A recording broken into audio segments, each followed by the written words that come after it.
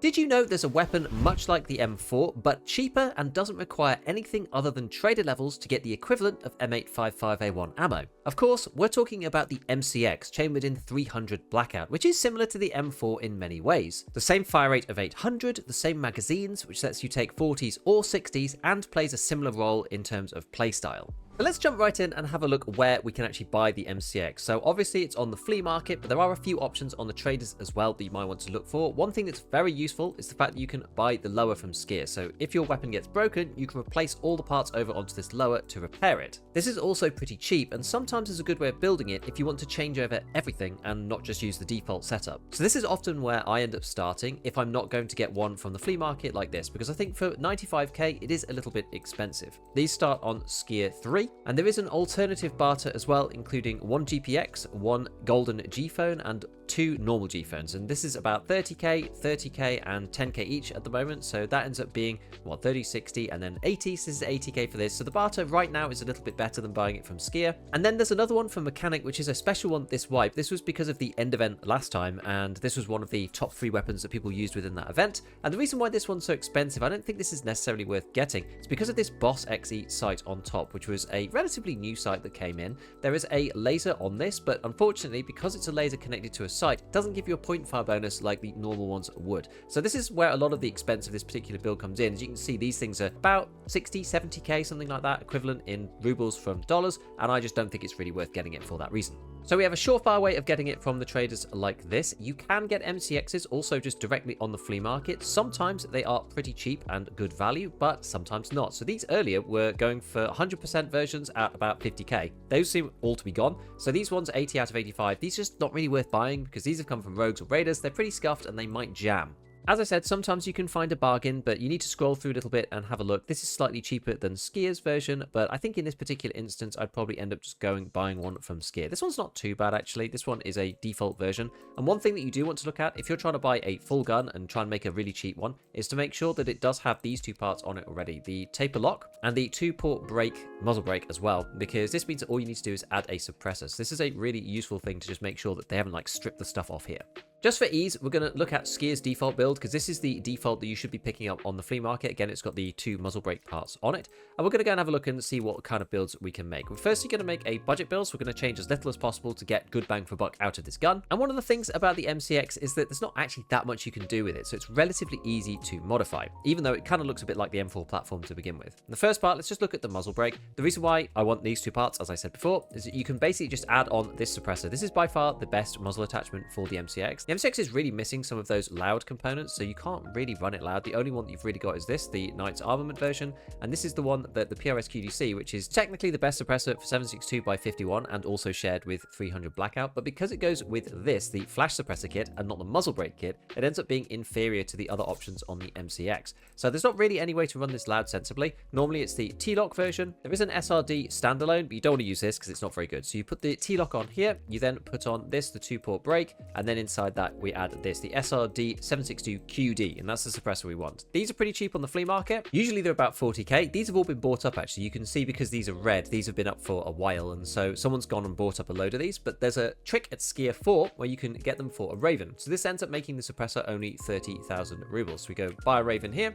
and go required search, go and find our SIG-Sauer suppressor, and we can just barter for one of these things. So that makes the suppressor really inexpensive. Next, we're going to add some kind of cheap foregrip. So we're just going to add on any of the rails, CASV will do. And onto that, we're going to add an RVG Black. This thing is on Peacekeeper 3. They're also pretty cheap on the fleet as well. You can just pick them up for pretty much the same prices on the traders usually, because people just flip these onto the market. This one's actually going for less than the trader price. Now, handguards, there are 2 versions. If you're just trying to make a budget build, I would just use whatever is on the gun already. It doesn't make enough difference to warrant selling one and buying another. It just doesn't matter that much. In terms of pistol grips, buy the best one that you're able to do. I just usually put the Graal on. This is the best pistol grip that you can get for this type of weapon, and so I just usually use these. They're from Peacekeeper 4, but you can also get them on the flea market. They're not actually too expensive. 30k might be a bit much for your taste. So in that case, go for something slightly lower down like the F1 Style 2, which is about half the price, and you only lose 3 ergonomics by doing that. Or you could go even cheaper and go for something like the OMRG, but you do lose a lot of ergo for doing this. So I think that the F1 S2 is kind of a good middle ground, or maybe even the Stark AR if you really want to. Barrels, there are two versions as well, the short and the long. Again, it doesn't actually make that much difference. Usually it makes a ton of difference as to which barrel you use, but in this instance, it's not actually that much. There's like 2 more recoil reduction for the longer version, and the ergonomics is only 2 different as well. So usually I just settle with the longer barrel, because the MCX is not actually that many ways of getting recoil reduction on there. It's also why my preference ends up being the longer handguard, but it doesn't really matter that much because it's only 1%. So we're going to leave this as is, and then the most complicated section of the MCX is probably the stock. Now, with max traders, usually I will just go for this one, the SIG FKSA, the folding knuckle stock adapter. Inside that, I'll use the advanced tube, ARE tube, which is from Mechanic. These things, again, you can pick them up on the flea market because people do flip these quite readily. So even if you're not there yet, you can pay a small premium and get that yourself. And then onto that, it's really up to you, but I usually go for the MOE stocks plus the pad because this gives more recoil reduction as opposed to going the Daniel's defense route, which gives you more ergonomics. Because as I said, the MCX just kind of struggles to get down on recoil a little bit. Not that that matters that much anymore because of the way that recoil is. If you don't have access to this stuff or you want a very slightly cheaper alternative, you could go for the ATP from Skier 2 and also go for the DS150 because this is only a little bit worse than the MOE. But in my opinion, the MCX is one of those guns that really does benefit from having traders because of the way that the ammo works. Because previous to that, you're probably wanting to buy M856A1 off the flea market and just using the cheaper 5.56 guns. This really shines when you get access to CBJ at Peacekeeper 4. Now, there's not really much you could do to this if you wanted to make it even better. You could potentially add a slightly better grip on, but really, you're only going to add 1 ergonomics. You could change this to the longer version of the handguard to get 1% recoil reduction. These MCX front and rear sides, although they're not the Chris Defiance versions, they do give +1 ergo each, so you're not getting anything else there. And really, all you need to do is add a sight and a laser. This is pretty much the best MCX you can get, and also a relatively budget MCX. As I always say, it's definitely worth adding a flashlight or a laser to the side. I'm going to add this one, the one that I usually use, the WMX 200. So it depends on what you want. This one gives you a flashlight and also an IR floodlight so that you can get that point fire bonus without people being able to see it in the day. So here's a build that I made earlier. I actually did this very slightly differently. It's got the Chris Defiance on it, but other than that, it's basically the same. It has the short handguard and the long barrel. We're going to do a little bit of comparison to the M4 because this is what people always compare the MCX to. And here I've basically built as similar a gun as I can. This one we've gone for a mini monster M4 build. So this one is high ergo and nice and short as well because it's a short barrel. So this one's got actually the same recoil number as the M4, which does help a little bit because they've got the same RPM. This doesn't always mean that they're 1-to-1 in Tarkov, but it's as close as we can get. And I've been using this build in actual games and it's been feeling pretty nice.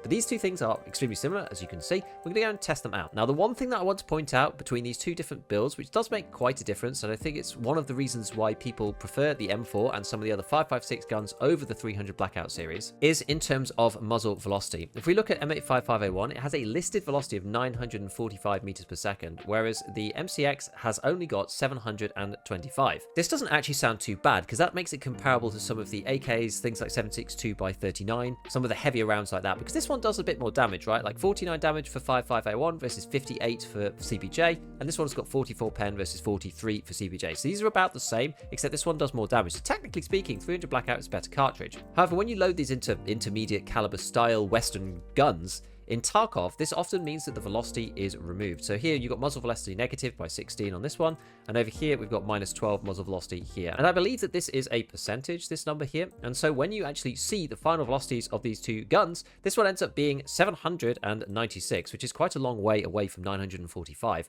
And this one ends up being 641, which again is quite a long way away from 725. So 641 is actually getting quite slow. 800 is still pretty speedy, but 641 is getting quite slow. And so over medium distances, you will notice this when you're trying to shoot at targets, lead targets, that kind of thing, when you're spraying them on full auto. It does feel a lot harder to actually get the MCX to hit. Just that little bit of lag in terms of the slowdown on those bullets and the fact that they're just not going to hit their target anywhere near as quickly as the 5.56 weapons. To have a little look at this, let's just go over to Tarkov Gunsmith, which is one of my favorite Tarkov websites. We're going to go to the ballistic drop calculator. Usually I spend most of my time in the Ballistics Simulator, which we'll look at in a moment, but we're going to go to the ballistic drop calculator just to see how these two weapons compare. So this is relatively new. Xerxes been working hard on building this. So first thing, you go select caliber. So we've got to find 300 Blackout in here. Now, the one thing that you do need to watch out for is that this uses the metric measurements for all of the weapons. So finding 300 Blackout actually sometimes is a little bit difficult. This is listed under 762 by 35 because Tarkov typically lists all of its calibers in metric.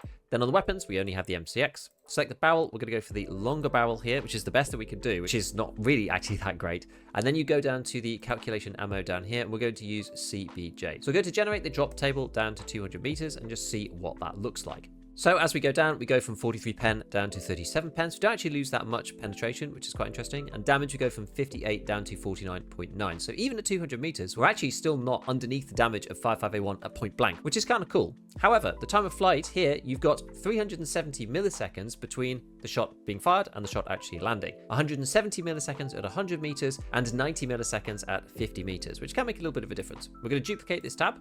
And we're going to go through again and load in 556 instead. So we're going to go 556. I'm going to select a weapon. We'll go for an M4, A1 there. Barrel, we're actually going to use the short one just because it's easy to compare. But obviously this could be faster. 55A1 and generate the drop table here.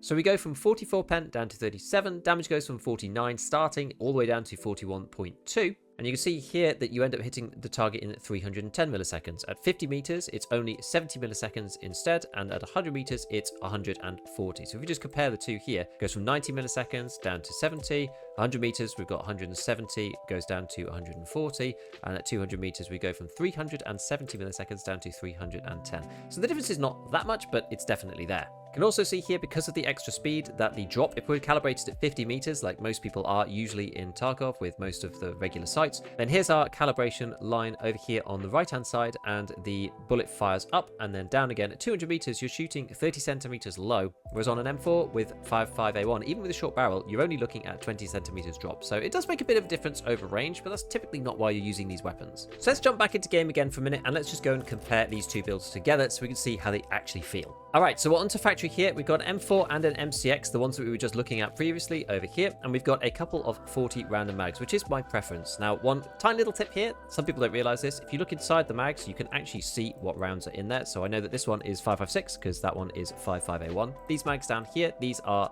300 blackout, because you can see the CBJ inside the magazine there. If you loot an enemy, you can double click on the gun. You can actually just do this so you can see what's in each weapon, so I know which one has got what. A little random tip for you there. So we're going to start off with the M4A1. We're going to do a couple of trials. We're going to do 3 just so we can get a nice little benchmark. Going to make sure that we are held breath and that we are firing at the same line. So we're going to fire at this door line. Let's get started.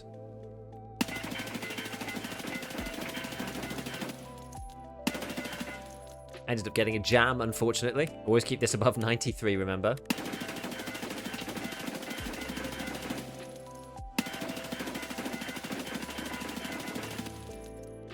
Here we have our M4 sprays to start with. I'm going in here because I don't want to end up accidentally removing them, because sometimes the bullet decals disappear when you fire too many shots. So we're going to swap over to the MCX and see how this compares.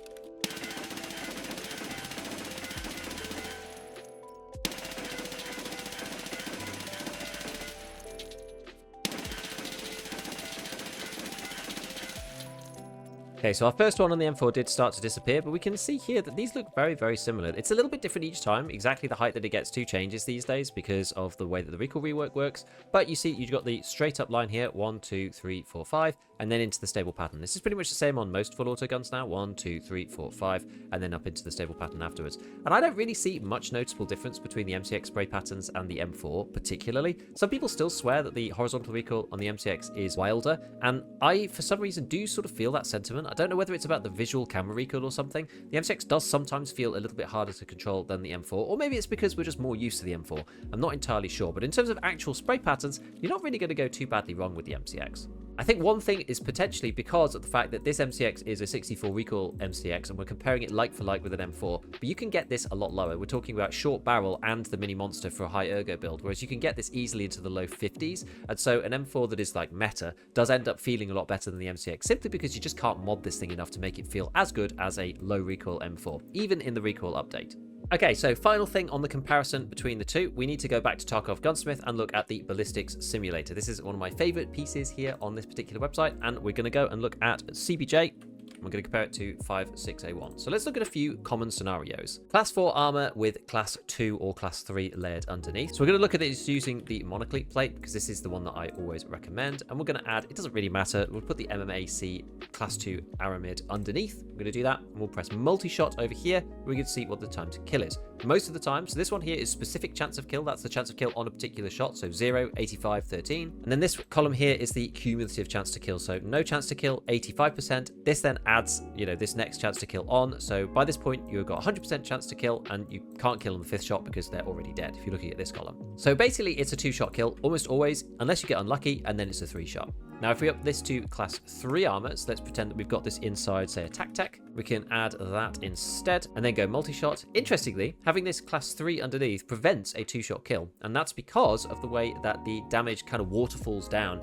A 43 pen round, if we do single shot instead, you get some more detailed statistics about exactly what's going on at each stage. A 43 penetration bullet with 58 damage will end up with, if you look at layer 1, even though it's got a 93.7% chance to go through, because it's in the range for damage reduction to occur and penetration reduction as well, it only ends up with 35 pen. This means that when it reaches the class 3 layer, 35 pen is also in range for the class 3 to reduce the damage. So the damage goes from 58 down to 47, and then from 47 down to 40. And this is even if it goes through. So it's got 93% and 96% chance to penetrate. So even though it's very, very likely to go through, by the time it goes through both layers, because of the way it sort of waterfalls down, it only ends up dealing 40 damage, which if you times that by 2, it's 80, which means it can't 2-shot a thorax anymore. This is the reason why class 3 armor sometimes is quite powerful. The counter to this is class 2, because under class 2, when the bullet comes through with 35 pen, that is actually out of range for damage reduction to occur, because it's usually 10 times the armor class plus 10, so anything above 30 on a class 2 in terms of penetration is going to be completely ignored. So the class 2 armor is going to be completely ignored,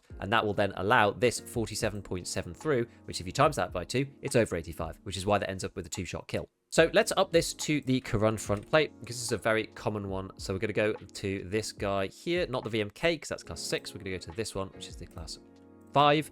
We're going to go Karund, because this is a class 2 front. We're going to go for the thorax and stomach one and multi-shot this. Now that we move up to class 5, you see we're in the regime where armor is actually pretty useful. So the cumulative chance to kill is only about 30% at hit 3, 83% on hit 4, and you're only really guaranteed to kill on shot 5 or above, and that's with 5 and 2 underneath. We change this over to the Bagari, for example. This is now class 3 underneath, and we go multi-shot again. This doesn't change the maths all that much. There was already a lot of damage reduction being applied by the class 5, and so although it's slightly more consistent at the 4th shot to kill, it doesn't make that much difference. What would be interesting though is to see how much this 40% at 4 hits changes when we go to M855A1. So we're going to change to M855A1. The penetration is similar, but the damage is a lot lower. This was 5, 39, and 97. And it is now 0, 38, and 92. So against this, it doesn't actually make that much difference, again, because the class 5 is taking a lot of the brunt already, and it's the fact that the average HP is going down on the front plate that is causing the death rather than anything else. So 55A1 and CBJ are actually very similar against class 5. If we move back down to the monoclete example, again, this is going to a 3-shot kill with 55A1, but these are pretty much similar. The only situation where you end up with CBJ being superior to M855 most of the time is if there's class 2 armor underneath, because it allows you to ignore that with the CBJ, whereas that doesn't happen at class 3, which is why the performance is almost identical. So although these two bullets do seem similar looking at the actual test data, the real difference between them is the fact that you can't buy this one and you can buy this, because CBJ is still available on Peacekeeper 4. You can't buy it from the flea market because it's 43 pen, which is over the threshold for flea market access, but M855A1 is only craftable. Now, it is a lot shorter than it used to be. You do have to do an annoying streets task in order to get this. So in the meanwhile, CBJ is a pretty good answer to be able to use something in the same vein as an M4 whilst having ammo that's like 55A1 with a little bit more damage, so that helps with scavs too, as long as you can deal with the fact that the bullet velocity is quite a lot lower. You just don't want to use this over long ranges. The M4 is probably a bit more versatile. The MCX, treat it as more of a short to medium range SMG, and you'll do just fine. The MCX is actually a pretty good gun. It just needs a little bit of getting used to, but once you do, it can work wonders. So next up, let's check out how the CBJ has performed in my recent raids.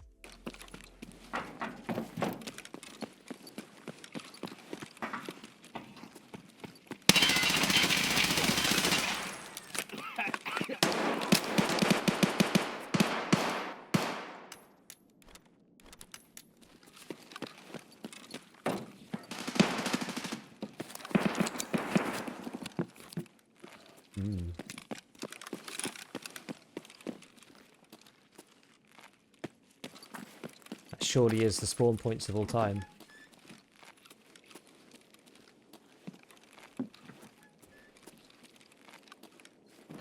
I don't know if that one would have counted.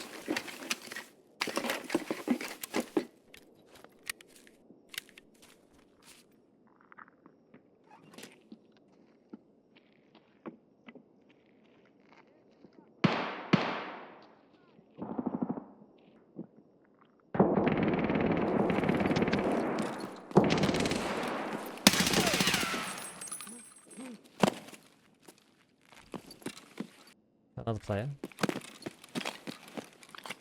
I think so. Didn't get to kill both. Sadly. Always the freaking way. Should we go?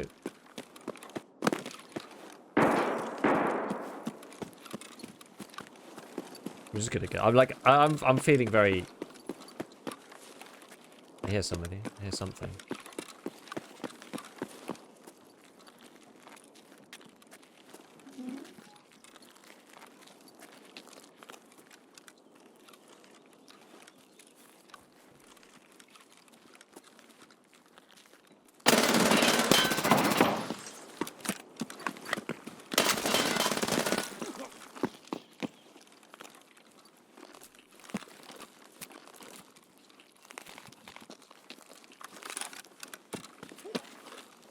Damn, dude, beat me up.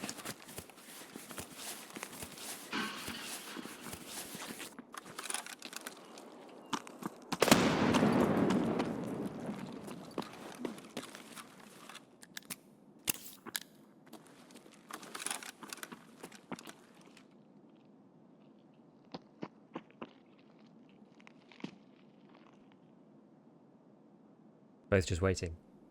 I could probably do with my stuff healing, so kind of don't mind. Pretty sure he's outside.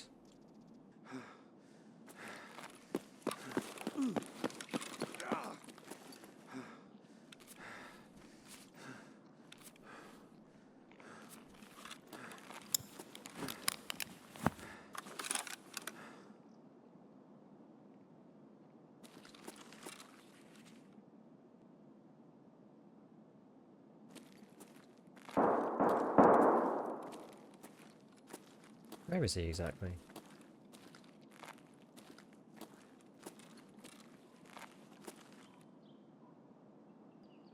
It's a slightly tough one.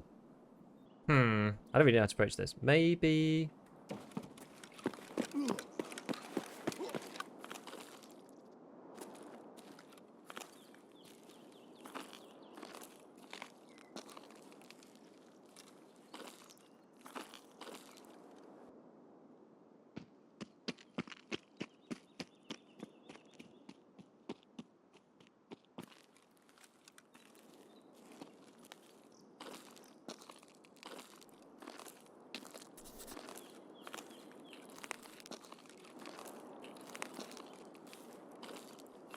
He's gone for car.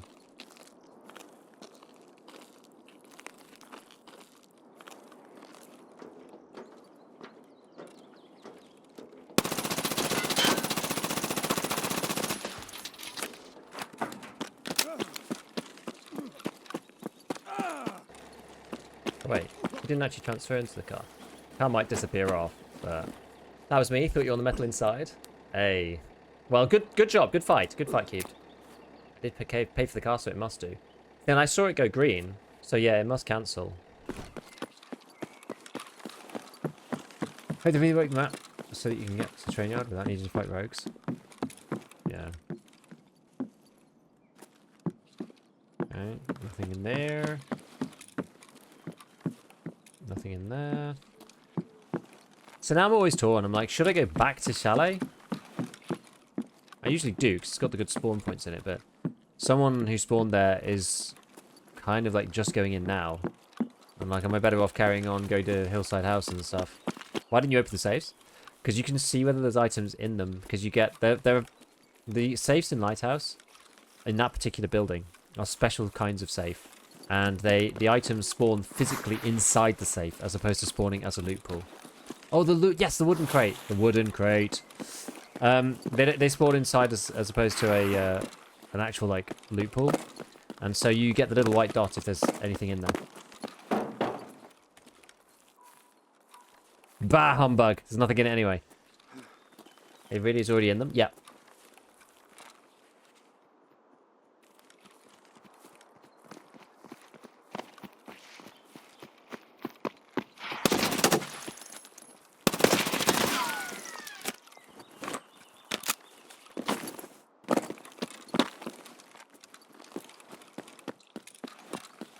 Fuck off arena paying off, boys.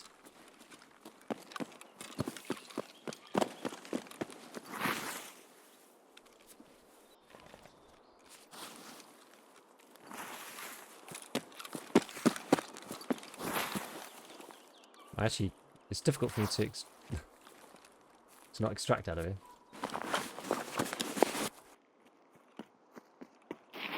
Заебись, тетка! О, вижу их!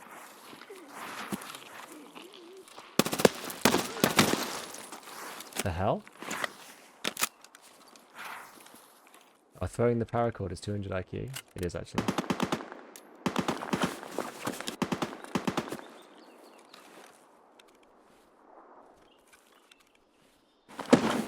Kevin, the bush is more dangerous for the good PMCs. Truth.